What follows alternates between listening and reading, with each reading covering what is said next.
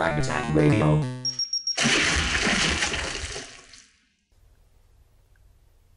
Ladies and gentlemen, welcome back for another episode of Frag Radio. Here with you today, boys. Pradius. And J to the Ray, baby. So, we've obviously been playing a lot of Destiny. Well, first get them plugs out of the way, man. Oh, yeah, well. All right, so... Look, first of all, this is going to be a shortened show. We're going to do a full-length show next week. There's not a lot of news this week, but there is some things we wanted to talk about, so we decided to do a quick show just to get that stuff. A quickie on Super Bowl Sunday. It's just a quickie on Super Bowl Sunday. So, anyway, the plugs, Appy Gamer. Appy makes you happy, Game RSS, Gaming News and Reviews, Filter Gaming. Catch us on Stitcher, Twitch, yep. Twitch. Game On, don't forget Game On. Game On, oh yeah, shouts to Troy. Shouts. What else? Twitter at Frag Radio, YouTube, TuneIn. Stitcher, TuneIn. Everywhere, just everywhere. FragTagRadio.com. Just catch us everywhere. iTunes, you know. Yeah. So, and of course, FragTagRadio.com. Where you can get that episode 10 seconds. Absolutely. Anyway, okay, moving on to Destiny. All right, so been playing way too much of it, but I guess the big news is the hard mode for Crota's Raid came out. I've beaten it 6 times now. 3 times the first week, 3 times the second week. The first week, no one really knew what they were doing, so it was a lot more difficult, at least for me, because the first group I was with, it took us like about a good 2.5 hours to beat them. I mean, they didn't know what they were doing. I mean, isn't it pretty much the same concept? Well, no, because on normal mode, everybody ran the strategy on the left side, where you went to the left and took care of boomers, and then killed the ogres from down in the middle and the center. You can't use center window? Well, that's the strategy for the hard raid, where everyone goes to the center window now. Oh, people did that on the normal raid too. Well, the most popular one was the one on the left. When I used to run it on hard, normal, you can't even run the left now. It's not because of the boomers. Yeah. Yeah. See, that's why a lot of people, if you don't have a good person to snipe on normal raid to get rid of the boomers, you would just do the center window strategy, which is actually not bad. And you can't go down to the center room anymore because they got a gatekeeper that spawns down there now. Really? Yeah, so you can't go inside that room anymore. So what do you do when the ogres come out? You just go into the rooms? You go to the right ogre room. Oh.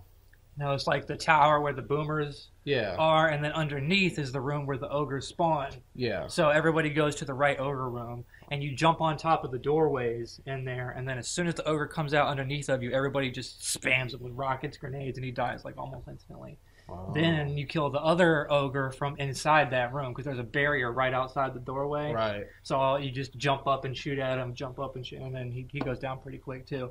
Then everybody runs up the left side back into the center crystal room, and then you wait there for Crota to rotate center, and then or rotate right, and then back to center again. Then you go out and finish him off. Everybody hits him with rockets. You're gonna have to, because if you don't do it quick enough, he's gonna enrage, right? Right. Well, once you get his health down to like 15-20%, he enrages no matter what.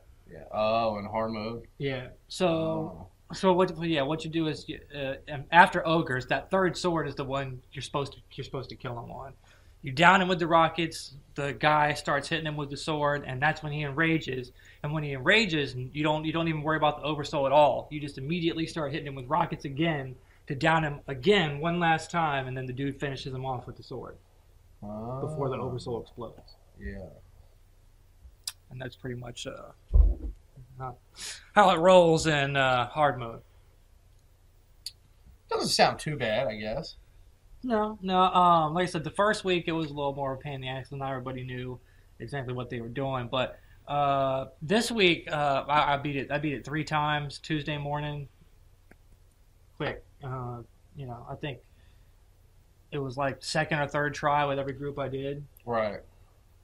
One group might have been like 4 or 5 tries, but they weren't good. The other 2, but yeah, so it was super quick. So once you get the hang of it and everybody in your group knows what they're doing, and it's pretty easy to do. Right. And then of course you got the Necrochasm out there now, which I hear isn't very good. It's not, and it's getting terrible reviews, which is really stupid because it's Destiny. Bungie wanted this to be the new Vex. Oh, especially considering everything you had to go through to get it. Not just beating Crota to get the crooks. You had to get your heirs. You had to get the Husk of the Pit from which is a random night. And then getting your Eris Up to level 3. yeah, is another pain in the ass because you can only do 3, maybe 4 bounties a day. Yeah. And yeah, I mean, just everything entailed in that, and plus the crux drops so infrequently, and it's not worth it. It's just not. It's not a very good gun. It's terrible, actually. Yeah. Well, and to even get a chance at getting the crooks, everybody in your group has to be wearing clothes. Oh, everybody does. Yeah. I thought it was just. Remember, I said it was just you, but. Yeah, that's what I thought. And then I talked to Death, and then he was like, "Not everybody has to be wearing clothes." Wow. So, well, you're the resident Destiny expert playing Destiny, so I guess he would know. Yeah, it's just like, the people, stupid people, though. That might be one of those things where it's like, oh, if you sit here after beating Crota for 5 minutes, you got a chance of an exotic. Like, yeah, okay, buddy. You ever heard that one? Oh, you mean if you wait for the end screen? Yeah. Well, that's actually happened before, though. No, it's on the Bungie forums, the developer actually nixed it. He said what happens is you might get an exotic for beating Crota, but your inventory is full. So it goes to the postmaster, right? Yeah. But it doesn't show up on the little bottom thing when you beat Crota because your inventory is full, but it will show up in that final Carnage report screen because of the fact that it was sent and not put into your inventory. So that happens sometimes. Well, it's happened to me when my inventory wasn't full. Well, I'm telling you, it's been debunked as a myth by Bungie developers. They're saying that it's not true. And you might have just had no slots for that weapon, and it sends it to the postmaster. So it's not impossible for me, though, because I always leave open slots. Well, I don't know. I mean, you can go to the Bungie forum right now and look at the guy DEEJ. He answers all the community questions for Bungie, and he said it's not true. He said just like people will tell you to jump over the ledge and stuff like that. They said it's... Now, one time I beat Crota on normal difficulty, and it didn't say that I got an exotic, and then I was in the tower, and I was about to start putting stuff in the vault, and I noticed under my heavy weapons there was like a new shit blinking or whatever, and I looked and it was a Truth rocket launcher, and I was like, I must have got that from Crota. Yeah, see, it might have been one of those situations where you didn't, it happens because nobody has anything that comes up on that Carnage report, but every now and then somebody will have an exotic up there, and it's due to certain circumstances where their inventory was full was the one that he gave the example of, and I was in one game, dude. All 6 of us got no land beyond. Got what? No land beyond. What on your Carnage report from the raid? Yeah. Oh. Yeah, that was the exotic, and all of us got it. That shitty ass World War II bolt action rifle. Yeah, that's one of the worst guns in the game. I've gotten it from Crota like 2 or 3 times personally, with that one game. Isn't that the one that can be a primary? Yeah, it's primary sniper. So stupid. Yeah, it's bad. It's really bad. I mean, it does okay amount of damage, but it's only got 1 bullet in the chamber, and it takes so long to reload. Yeah. It's just not worth it. I guess if you're in a situation like in the Vault of Glass, right, for the Oracles, right, something like that where you need to snipe, right, and only need to snipe, maybe having 2 sniper rifles equipped would be worth it. Right. But no land beyond's an exotic, and that would pretty much leave you with unable to equip Icebreaker in your special slot, so it still would be pointless. Yeah, or Gallahorn. Yeah. No, there's just no way. No way at all. Speaking of which, Dragon's Breath is what Xur's selling. And... Or was selling. Was selling, right, yeah, now. But, 3 people got Dragon's Breath running the raid this week with me. Yeah. And 2 of them were like, man, I just bought this, man! Like... Yeah, that happens a lot of the time. That just goes to show you don't buy anything until you run your raids. I did the Nightfall for the 2nd time last night. Got a Senate energy. At least it wasn't shards, but still. Yeah, energy's still useful. Shards has no use anymore. I got 237 of them in my vault. I'm to that point. I've been to that point, actually, where shards are no use at all to me. Yeah. It's all about them radiants. It is. And I finally got some radiance energies and stuff last night that I needed to fully upgrade my Hunger Crota and my Black Hammer. Plus, I broke down my Black Hammer and my Hunger Crota, my duplicate. I need to get the Handed Crota, the pistol. That's the only gun I haven't gotten from the raid other than the Necrochasm. Yeah. And I've beaten it 6 times. I've gotten the Scout Rifle when you beat Crota, you can obviously get the Necrochasm, but the other two guns you can get from him are the Handed Crota pistol and the Scout Rifle, which I forget what the Scout Rifle's called. But anyways, I've gotten the Scout Rifle 4 fucking times. Isn't the Scout Rifle pretty badass, though? Can be fired in full auto? No, that's the Pulse Rifle. That's the Pulse Rifle, yeah. The Scout Rifle, I mean, it's powerful and it has arc damage, but it doesn't have any good abilities. The only ability on it that's arguably supposedly good is that it highlights enemies. So it's more of a Crucible thing. Yeah. A Crucible gun. Yeah, that's true. Or if you're running a raid with some guys that haven't ran it before, and you're like, yo, shoot him. And they're like, who? And be like, God damn it, hold on. Well, yeah, that's why one guy was telling me that it's good for tracking the sword bearer. Because sometimes that could be useful, because you know how, especially if you're doing center window strategy, you know how he can get behind the rocks and stuff, and you're like, yeah that could be. Yeah, I could see that. That'd be cool. Yeah. So I guess maybe that's what... It definitely seems like a gun that was made for Crucible.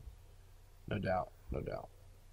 And what does the Pulse Rifle do? What are the abilities of the Pulse Rifle again? It can fire in full auto, like you said, and Bad Juju can fire in full auto, and it can shoot through hive walls. That's a big deal. The night walls. That's a big deal. Yeah, which is just like the heavy machine gun, the Song of Yut. Song of Your Tut. Yeah. Yeah. That's a big deal. Yeah. What's the other? I'm not a pulse rifle guy. It's funny because when I first started playing Destiny, before level 20, that's all I used. Pulse rifles? Yeah, now I've gotten away from it. Yeah, I was kind of that way, and I liked scout rifles a lot, but I don't usually use scout rifles too much anymore. I'm mainly an auto rifle guy now. Yeah, that's me too. Vision is the only scout rifle I use. Yeah. And I love the Vision of Confluence. It's a great gun. It is. And I'm not a pistol guy, but I use the shit out of Fatebringer and Thorn. Those are two really great. See, Thorn used to suck. I guess with the buff, just like Bad Juju, now that's awesome too. Yeah, it's one of my favorite gun in the game next to Suros. So, I mean, like I said, what have they done? What did they do to Thorn to make it better? Because I have that bounty almost completed. Honestly, I didn't have it back when it sucked. I got it after they buffed it, so I don't even know what sucked about it before. So what's good about it now? Well, now it does a crap ton of damage, first of all. It fires really fast. It reloads pretty fast. And it does burning damage over time. So, like, it's really good in Crucible. And that's why I like it, because it's good in Crucible and PvE. Because, like, say you shoot an enemy, one bullet. Well, the one bullet will do whatever damage, and it'll keep doing 100 damage a second for, like, 10 seconds after you shoot them. So, and it's really good in Crucible, because you can be shooting someone to where they're almost dead, and then they go duck behind cover. And die. And then they die anyway. Yeah. Nice. Well, when you did the final part of that bounty to kill the Crucibles, did you use Atheon's Epilogue? What did you use? Yeah, because that was the only primary void weapon there was at that time. Now you got the hand cannon, the Handed Crota, but I don't have that yet. So you would suggest to do that, just roll around with Atheon's Epilogue and my Void Walker class. Atheon's Epilogue. Void Walker class. Void Walker class. A Void Fusion Rifle if you have one, and the Truth. Do I have a Void Fusion Rifle? I'm thinking. I don't have Truth. Well, if you have a heavy machine gun, heavy machine guns are actually better than rocket launchers a lot of the time to me in Crucible. I've got a heavy machine gun with void damage. I got a heavy like corrective measure. Harm's Way. Yeah. Which is a Vanguard machine gun. That'll work. Yeah, you roll with that, a Void Fusion Rifle, and Atheon's Epilogue. I don't think I have a Void Fusion Rifle. I've got Pocket Infinity and I got Murmur. What about a shotgun? You got a Void shotgun? I don't have any shotguns. And I broke down all my other legendary fusion rifles. I broke down. Wow. Yeah, well, fusion rifles are where it's at in Crucible. Yeah, but see, Pocket Infinity is just so deadly in the Crucible. I didn't plan on ever using anything else, but now that I've got this Truth Bounty, I've got no choice. Plus, I try and keep a good legendary of each weapon type. Just because you never know when you're going to need to use an exotic somewhere else. Right.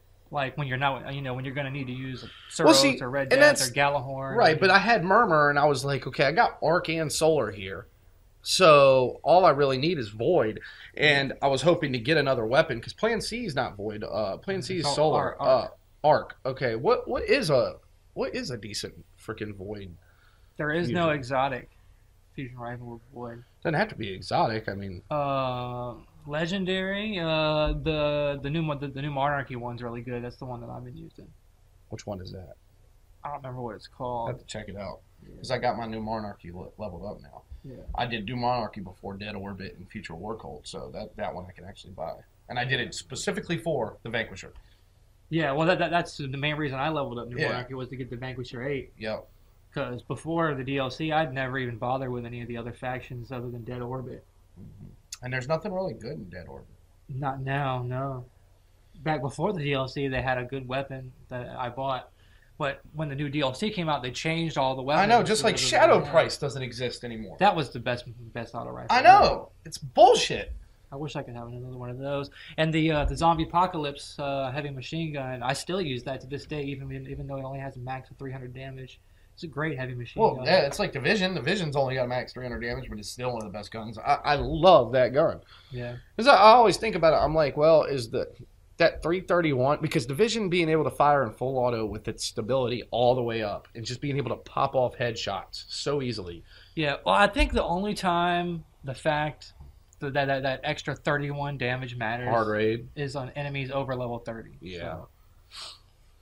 But see, and even then, in Crota's End, normal, really good. they're 31. Yeah. And I still use it, and it's fine. Oh, yeah. I use Fatebringer in there on hard. So. And see, the thing is, with witches, it's really important. Wizards, it's really important to have that solar damage on the primary slot. Yeah, and I'd like to use the Abyss Defiant in the raid, but it doesn't let you regen health, which is why. So I got to keep using the Suros or Red Death. I need a Suros so bad. You don't got Suros? No, and I want it. I want it bad. How do you get the Red Death? Is that Atheon hard? You can get it from Atheon, or you can get it from Crota, or you can get it from like a Nightfall. The Suros, Xur is going to be selling that soon. I can feel it. Yeah, probably so. Because that's how everybody's gotten their Suros, just about buying it through Xur. I bought my first one from Xur. I got my second one from a Nightfall, and I got my third one from the Witches checkpoint on the Crota raid. That singer. Mm-hmm. I need a Suros bad, because that's the best primary in the You game. can have one of mine. That's the best primary in the game. I got 3 Mythoclasts too. Yeah. All right, let's move on because we're running out of time here. So. All right, so next up will be Dying Light. Yeah. Which I've been playing since about Monday of this week, so going on a week now. I've had it. Been playing it. It's made by the same developers that made Dead Island. So obviously it plays and feels a lot like Dead Island. Might as well have been called Dead Island, Dying Light. Yeah. Yeah, and I didn't even realize that another developer is making Dead Island 2. Oh, really? Yeah, that I didn't realize that either. Deep Silver gave Techland the chance to make Dead Island 2 since they made the first one, but they decided to make this Dying Light game with Warner Brothers instead. Yeah, and so they gave Dead Island 2 to somebody else, and it's a developer I don't think I've even heard of. It's so Dead Island. It's not even funny. It's almost a joke how close that game is to Dead Island. Oh, I mean, the only difference is it's not on an island. I know. Like the well, and the parkour free roam. Right. But God, it just there's no rappers. There was a lot of rappers rapping. Yeah. So, go ahead. But yeah, so the melee combat, they've definitely improved it over Dead Island. It feels a lot better, a little less clunky. Yeah. Also, when you a lot of times when you hit an enemy, it'll do like an X-ray effect where you can see like their bones cracking and stuff. Almost reminds me of like Sniper Elite 3. Right. You know, when you snipe them, you see exactly what damage is going to through their bones cracking and shit. Yeah, that is pretty cool. You can see that. I like that. They've got lock picking in there, which it looks just like picking a lock in Fallout. Like the lock looks exactly like the Fallout lock, and you're using the little screwdriver and bobby pin or whatever, hairpin, just like, I mean, it looks just like Fallout. If I took a screenshot of picking a lock in Dying Light and a screenshot picking a lock in Fallout, you probably wouldn't be able to tell the difference. Let's talk about the loading screens that get a little bit annoying. On Dying Light? Yeah. When you're going to that tower hub, and every time you go to a certain section, it just has the little, like, fade in, fade out effect. Or like the raindrop blood effect, whatever it is.